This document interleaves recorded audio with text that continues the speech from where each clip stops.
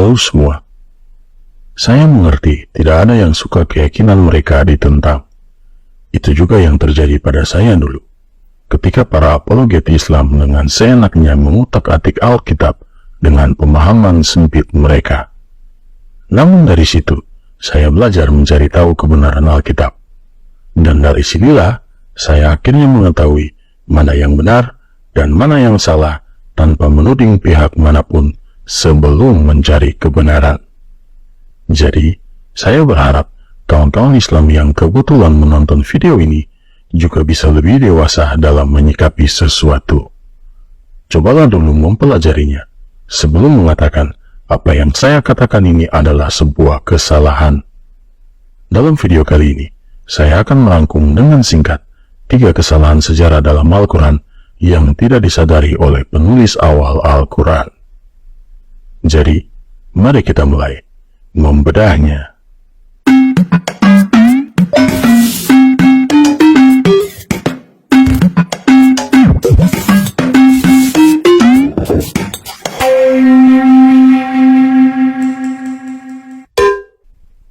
Ketika kawan-kawan memiliki keyakinan kuat, terutama keyakinan agama, sangat normal untuk memiliki bias kognitif.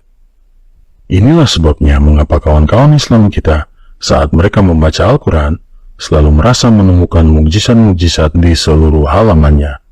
Sementara di saat yang bersamaan, terus melewatkan kesalahan sejarah yang jelas dan mengabaikan banyak kesalahan ilmiah di halaman yang sama.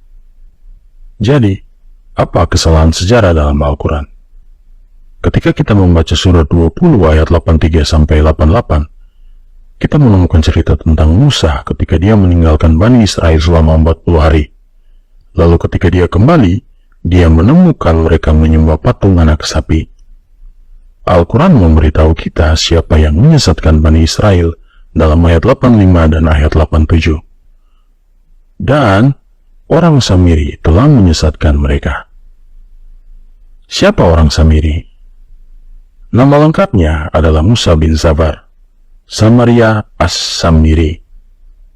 Kawan-kawan Kristen tentu langsung menyadari ini, bukan? Sekarang penting untuk mengetahui bahwa Al-Samiri yang diterjemahkan sebagai As-Samiri atau Sang Samiri bukanlah nama seseorang. Ini adalah penggunaan adjektiva yang berarti milik atau berkaitan dengan Samaria, daerah pusat di Israel Utara kuno. Ini seperti Al-Bukhari, sarjana Muslim. Al-Bukhari secara harfiah berarti dia yang berasal dari Bukhara, sebuah kota di Uzbekistan. Demikian pula Al-Samiri atau si Samiri berarti dia yang berasal dari kota Samaria. Paham ya? Samiri atau Samaria menyesatkan Bani Israel. Apakah ini mengejutkan? Jawabannya ya dan juga tidak. Ya, karena kawan-kawan Kristen tentu tahu jelas bahwa zaman Musa keluar dari Mesir, kota Samaria di Israel Utara belum ada. Benar-benar belum ada tentunya. Namun di saat yang bersamaan, ini sama sekali tidak mengejutkan. Kita tahu bahwa selama berabad-abad sebelum Islam, selalu ada konflik antara Yerusalem dan Samaria. Konflik dan kebencian antara Yahudi Yerusalem dan Samaria sudah berlangsung sejak zaman sebelum Yesus. Jadi, tidak mengherankan jika Al-Quran ingin melukis tokoh jahat dalam cerita tersebut, menggunakan orang Samaria sebagai orang jahat yang menyesatkan Bani Israel. Masalahnya adalah, orang Samaria dan kota Samaria tidak pernah ada pada masa Musa. Cerita tentang Musa berlangsung sekitar 1400 sebelum Masehi, namun Samaria baru didirikan pada tahun 722 sebelum Masehi di wilayah kerajaan Israel bagian utara. Orang Samiri atau Samaria tidak pernah ada pada masa Musa. Terdapat perbedaan 700 tahun alias 7 abad. Namun anehnya, penulis Al-Quran tidak mengetahui hal itu. Dia hanya tahu tentang konflik dan kebencian antara orang Samaria dan Yahudi, dan mengambil logikanya dari situ. Bagaimana mungkin seseorang yang hidup di zaman Majapahit dikatakan orang Jakarta? Sedangkan kita semua tahu bahwa di zaman Majapahit, Jakarta belum didirikan. Atau, bagaimana mungkin Al-Bukhari ada sebelum kota Bukhara didirikan?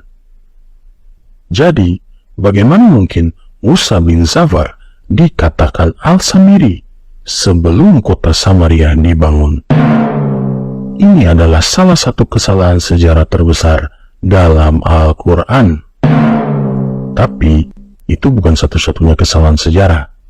Karena Al-Quran seringkali keliru dalam mengidentifikasi bukan hanya geografis, namun juga orang dan asal-usulnya, karena terus mengambil cerita dari tradisi Yahudi pada masanya. Contoh lain, untuk kesalahan semacam ini adalah karakter Maryam. Saya yakin banyak kawan-kawan juga sudah tahu tentang ini. Saya juga sudah membahasnya dalam video-video saya. Maryam adalah satu-satunya wanita yang disebutkan dalam Al-Quran. Biarkan saya sedikit mengingatkan kembali, bagaimana penulis Al-Quran bingung antara kedua Miriam. Dalam Taurat dan dalam tradisi Yahudi, ada seorang nabi wanita yang sangat dihormati bernama Maryam. Dia disebut dalam kitab Keluaran dan disebut dalam Talmud, dan dianggap salah satu nabi wanita utama Israel. Dia adalah Maryam, saudara Harun dan Musa, serta putri dari Amran. Ya, Maryam binti Amran atau Imran dalam Alkitab adalah Maryam, saudara perempuan Harun dan Musa. Dia hidup sekitar 1400 tahun sebelum Yesus, dan dia adalah tokoh besar dalam tradisi Yahudi. Dia adalah salah satu tokoh kunci dalam rencana Tuhan bagi umat Israel.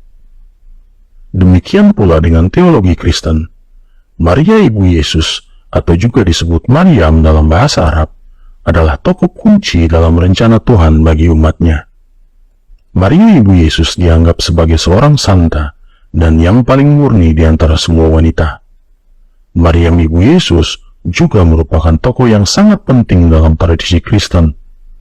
Inilah sebabnya penulis Al-Quran bingung antara kedua Maryam ini yang menjadi wanita paling dihormati.